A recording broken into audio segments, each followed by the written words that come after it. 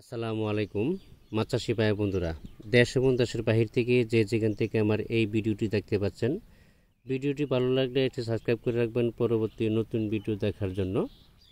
আজকে আমি আলোচনা করব 2025 সালের শেষের দিকের বড় ব্রড মাছ থেকে উৎপাদিত ভিয়েতনামি কই মাছের পোনা সম্পর্কে। ভিয়েতনামি কই মাছের পোনা চাষের কিছু নিয়মকানুন আছে। প্রথমে আপনার যে পুকুরে মাছগুলো মজুত করবেন, এই পুকুরের চার পাশ দিয়া নেট ফিটিং করতে হবে। প্রথম কাজ হলো নেট ফিট করতে হবে আপনার, এটা হলো সর্বপ্রথম কাজ। দ্বিতীয়ত কাজ হলো পুকুরের চারপাশে যদি কোনো গাছগাছরা থাকে পরিষ্কার করে নিতে হবে। পুকুরের পানি 4 থেকে 5 ফিট রাখতে হবে, বা 3.5 ফিট রাখলেও চলবে। যত কম রাখবেন সবথেকে ভালো, কারণ কই মাছ কিন্তু কান্তা পায়ে চলে যায় বা এক থেকে আরেক পুকুরে চলে যায়।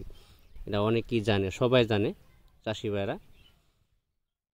তো এই বিষয়ে সতর্ক থাকতে হবে, ভালোভাবে নেটিং ফিটিং করতে হবে, ফিটিং করতে হবে পুকুরের চারপাশ দিয়ে। তারপরে আপনার ভালো বড় ব্রড মাছ থেকে মাছের পোনা সংগ্রহ করতে হবে, যে কোনো হ্যাচারি থেকে,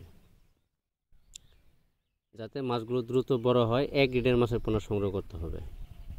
বড় ব্রড মাছ থেকে যে উৎপাদিত পোনাগুলো আছে, এই পোনাগুলো সংগ্রহ করতে হবে। আরেকটা কথা হলো, ভিয়েতনামি কই মাছের পোনা সংগ্রহ করার সময় কিন্তু এক সাইজের মাছের পোনা সংগ্রহ করতে হবে, কেননা একটা মাছে কিন্তু আরেকটা মাছের খেয়ে ফেলে, বড় মাছটা ছোট মাছের খেয়ে ফেলে।